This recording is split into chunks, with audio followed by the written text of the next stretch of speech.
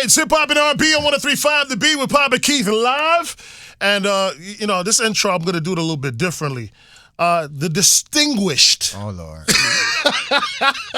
former chairman, Here we go. District 1 commissioner, former mayor of the city of Miami Gardens, District 1 commissioner, Miami-Dade County, one and only, Oliver Gilbert III is in the building.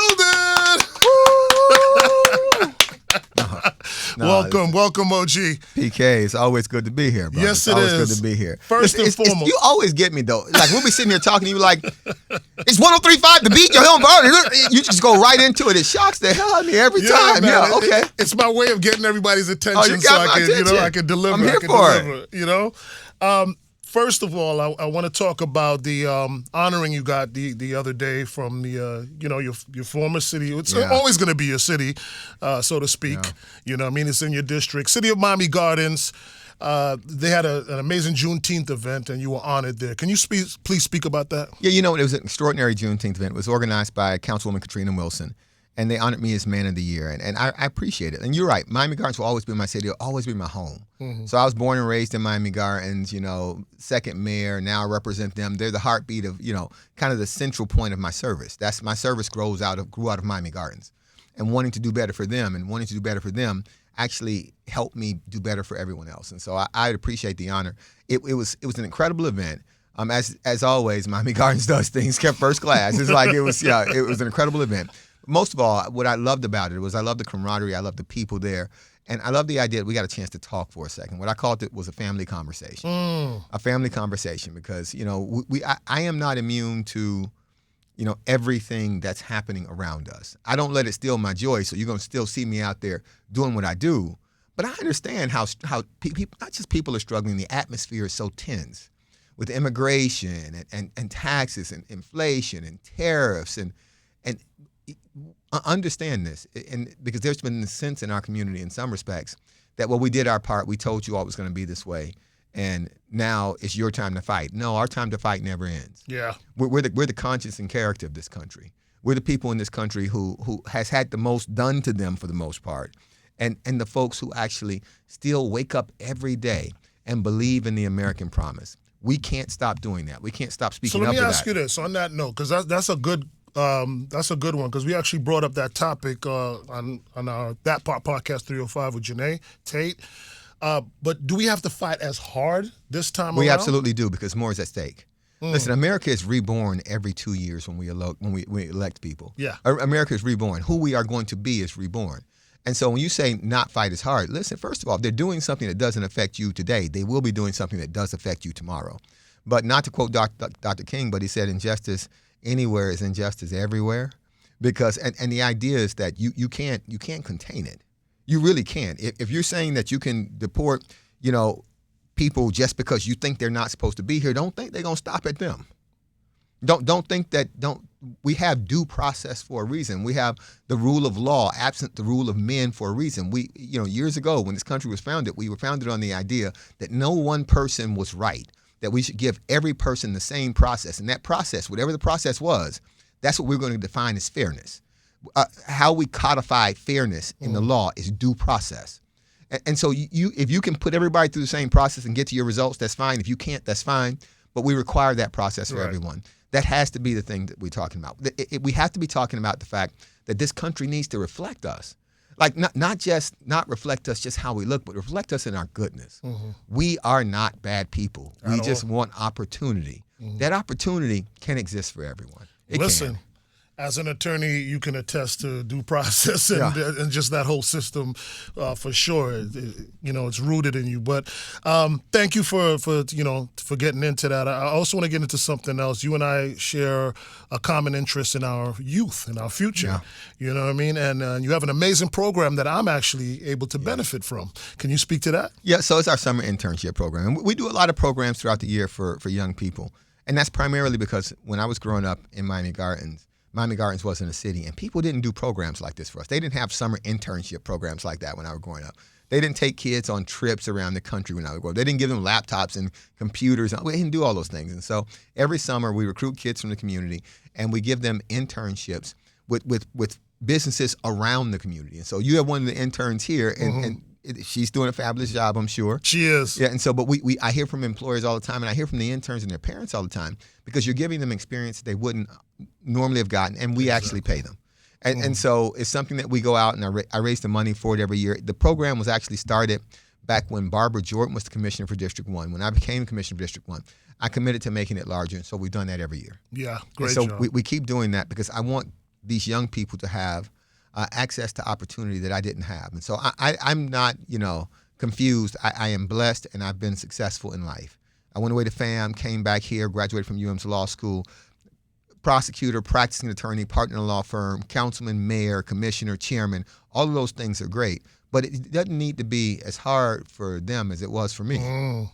So I don't want them to have the struggles that I had. I don't want them, I didn't know no lawyers.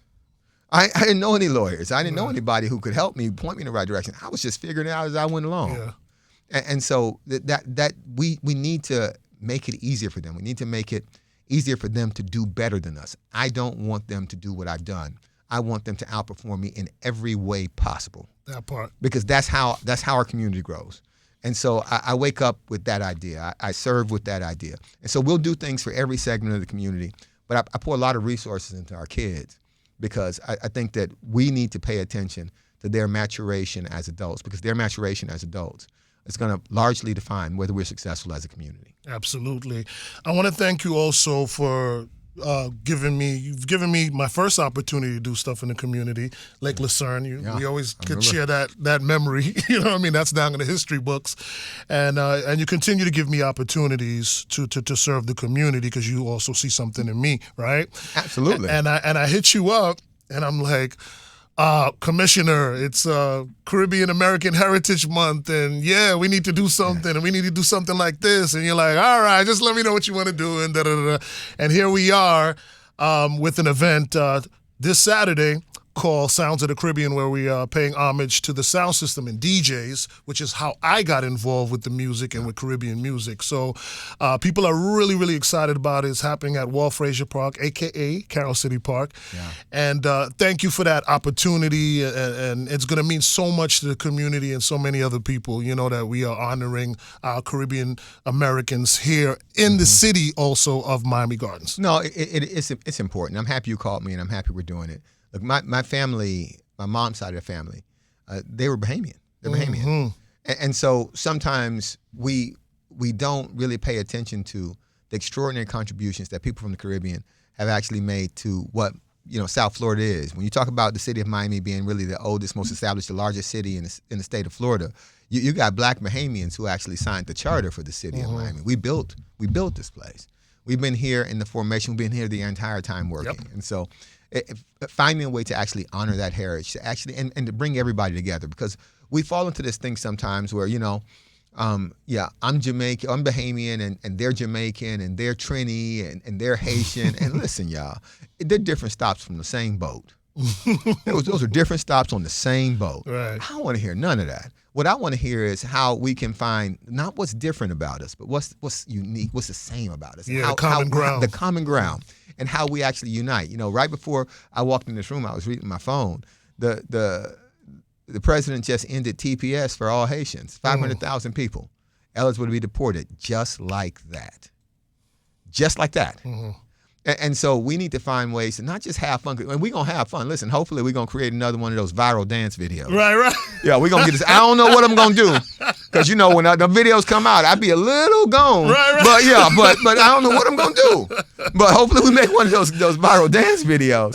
But I hope while they're on the page, they hear the things we're talking about. They hear the things I'm talking about things like actually protecting TPS for Haitian Americans, our brothers and sisters from Haiti, and finding ways to actually build opportunities for all Americans.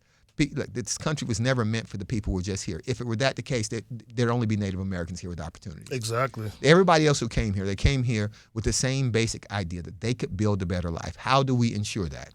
And that needs to be the same for people from Honduras, Haiti, Bahamas, Jamaica, Africa, wherever it is. Mm-hmm. I'm okay with that, because that's the original American promise that we have to be the final executors of. And so that's I appreciate that. So join us this Saturday. We're going to have a good time from 4 p.m. until 8 p.m. We're going to have at a good Fresh time. Park. All right. And listen, don't forget now. Listen, I went to Miami Northern Senior High School. I'm a Vike for life. Yes. I'm a Viking. But the West Fest picnic is this yes, week. I'm going to be stopping by there. I'm going to be stopping by there. My dad was a Bull, and so I try to. And I'm very fond of the fact that that black leadership in South Florida in some ways was born at Northwestern. Yes, definitely. And so, but I tell them all the time, listen, the best thing about people from Northwestern is they had kids who went to Norland. So yeah, all their kids went to Norland. We went to Norland. So yes.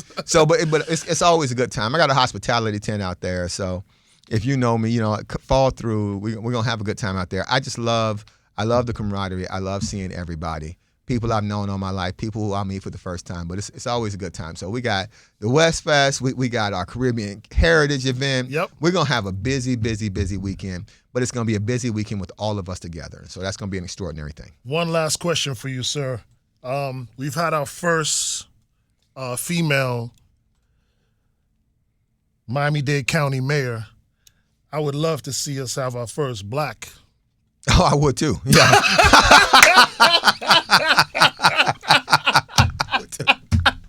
I would too. Hallelujah. I mean, praise the Lord. How does the landscape look, brother? Listen, it's so interesting when people talk about being mayor. They never mention me specifically. Well, not to say people, because some people do, but there's like you do. Okay. But it's I just focus on the leadership that I'm providing right now. And so what I tell people all the time is I wake up every day and try to be the very best commissioner I can be. How I approached becoming a county commissioner was I didn't think about being a county commissioner. I thought about being the very best mayor of Miami Gardens and representing them and building something and showing people, not with my words, but with my deeds and with my results. And I think those things actually reward themselves. So I don't know where my path of service will take me.